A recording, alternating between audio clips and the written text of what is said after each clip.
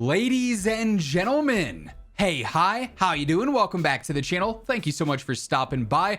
Verdansk's return here with Season 3 is one of, if not the most anticipated update here for Warzone in quite some time. Maybe ever since Verdansk was removed from Warzone, right? Everyone's been waiting for it to come back. And while it is coming back in its quote-unquote original March 2020 form, there are some differences, some changes with Verdansk this time around. Some with the map, some with the graphics. And so today, I wanted to go through and break down all of the Verdansk changes and Verdansk map updates that they've detailed so far, so you're fully prepared to dive right in, land back at your favorite POI, and get right to reliving all of your Verdansk memories, right? So as we do dive into all the details here today, if you enjoyed the video, you find the info helpful, a like rating is always seriously appreciated. Much love to everyone who takes the time to do so. And if you're new to the channel, you want to guarantee that on a daily basis, you are always in the know for absolutely everything going on in COD. This is the place to be, so feel free to hit that subscribe button and turn on those post notifications. But first up here, as I just mentioned, the devs are saying this is the OG March 2020 version of Verdansk. So the standard POIs that you're going to see are going to be just like they were back in Warzone 1 when it first launched. You're going to have places like Stadium, Superstore, Downtown, all exactly like they were during Modern Warfare 2019. The overall Verdansk map itself, though, has seen several changes since we last played it. It's been upgraded and updated in various ways to help sort of fit in with the current style of gameplay that we've got going on in Warzone. First up here, something you might notice as you are roaming through the map in your first few playthroughs is that additional cover has been placed on the map. Now, this is not going to be some super drastic map changing update, but it will be helpful in certain situations. This seems to primarily have taken place in some of the more wide open areas on the map, maybe some larger open streets, especially within like the riverbeds that run through certain areas of the map, more so on that right side where it was just you, a lot of concrete, and a very small amount of water and nothing else, no cover. Obviously, it involved a lot of gambling then. There was a big risk in trying to rotate through those areas. Now, though, the risk is going to be slightly diminished. There's not going to be much cover, but there might be a blown up car or a destroyed bus or something in those areas just to provide a little bit of extra cover for some of those more awkward rotations. Like I said, it's not a super significant map update, but it is a slight map update that you'll notice here and there nonetheless. Now, the devs have also detailed how Verdansk has received several upgrades, they're calling it objectively, I guess, throughout its rebuilding here for its return here in Black Ops 6 Warzone. So they have a couple of different breakdowns and comparisons that they wanted to show in our original Verdansk reveal blog. The first one is more so facelifts, updates in graphics, updates in lighting to make the map just look a little bit different and in their eyes a little bit prettier, you could say. So you are going to notice that certain buildings, the colors might be a bit different. Interiors, the lighting might be a bit different, which in some cases, hopefully in all cases, honestly, we'll have to see as we get more hands-on with the map itself, but hopefully this leads to just better visibility across the board. Obviously, a big deal back in Warzone 1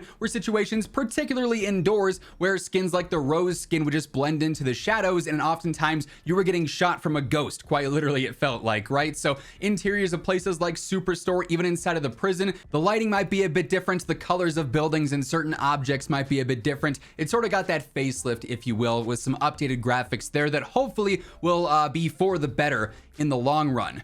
They also mentioned how this version of Verdansk has enhanced topography, they say. So certain structures, for instance, they show us the fire station has received a detail pass. There's also areas of the map that have full-on different environmental changes, like some of the riverbeds, for instance, used to be completely frozen over. It was just ice running through it. Now there is a little bit of water. It's not enough to swim in by any means. We'll talk more on some water mechanics here in just a moment, but it's going to be puddles now instead of just solid ice. So visually, it'll look a little bit different. And then obviously for audio, it'll sound a bit different there too. Might give off if someone's running near you, if they're splashing through a puddle in one of the riverbeds, right? So there will be a tad bit of water. It's not going to be super deep though, but you'll notice that throughout the map as well. Now, across the entirety of Verdansk, the devs did also mention that they've enhanced the details. So this seems more like a universal sort of graphics update to just make buildings, make the map in general look prettier, look more detailed and textured. So this again has to do with some lighting updates, some color updates to make things look a little bit more vibrant, maybe a little bit more flashy. They've mentioned how trees and shrubs and bushes are going to have a bit more detail to them. Now, obviously, some of what you're using using in game for your settings will play into how much you notice these things. If you're playing on super low textures,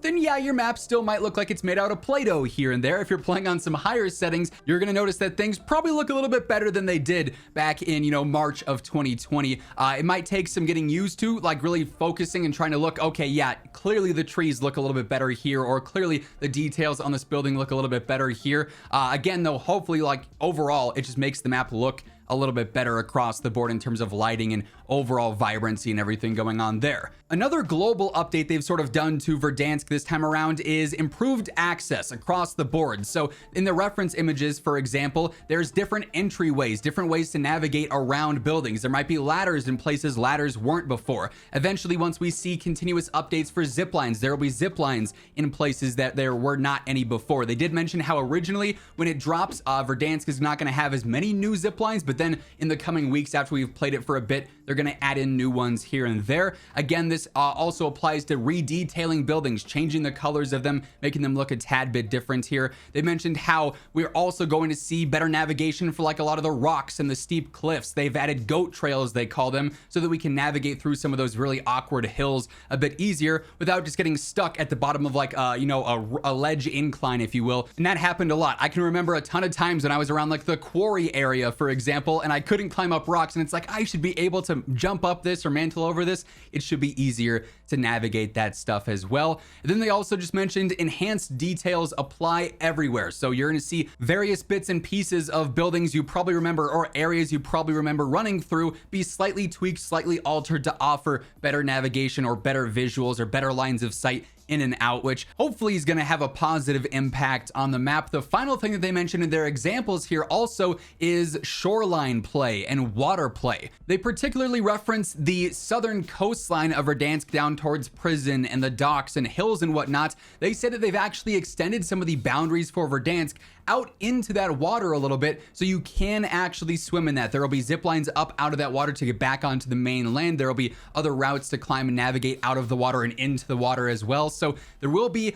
subtle swimming mechanics here and there. Obviously, the southern coastline is not going to be a huge hotspot per se in terms of gameplay. So unless a zone is specifically forcing you down there, especially like late game, if it ends up half in the water, half on land, obviously the water is going to be a big factor then. But in terms of dropping in off the rip right out of the plane, this won't be as impactful as it may sound, but there will be some swimming mechanics just in super niche spots on the map, which could be interesting. I'm a little bit hesitant to go all in on the swimming stuff because it is quite a bit different from OG Verdansk, where we were all deathly allergic to water, right? But it is a change you'll probably notice as you play more and more. Now, beyond some of the initial upgrades and enhancements that they've already detailed, the devs have also previewed some other upcoming map changes that'll be happening to Verdansk over the course of Season 3, particularly with the mid-season update. We're going to see several new POI updates. They say with the mid-season patch or Season 3 Reloaded, the original train station interior is going to become accessible. They say first unlocked during Modern Warfare 2019 Season 5, the interior of the covered footbridge and mezzanine shopping mall within the train station POI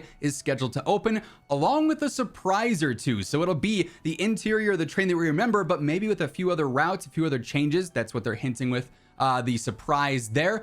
They also say the moving train is going to be appearing on the map with the mid-season update as well. This will allow you to drop on that, loot crates, do the recon contract that's on it as well. That'll follow the same train track route that it had back during Modern Warfare 2019. I believe that was Season 5 as well. Then they also tease redacted interior access, which likely is going to end up being the stadium. They say new areas both on the surface and within subterranean blank across Verdansk are being actively monitored for signs of blank. Additionally, partially redacted reports of blank that haven't seen blank are also tracking intel that blank.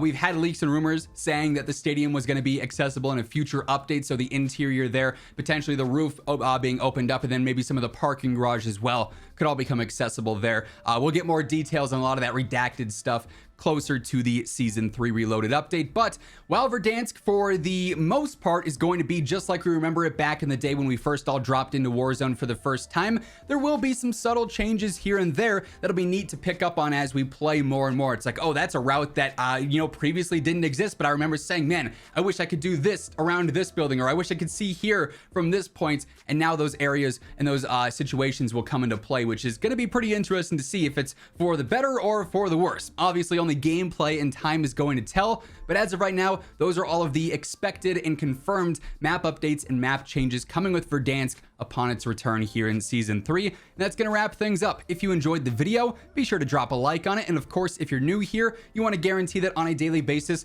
you're always in the know for everything going on in COD, feel free to hit that subscribe button on your way out. But once again, thank you so much for tuning in. And until next time, take it easy, have an awesome rest of your day, and I'll catch you later. Peace out.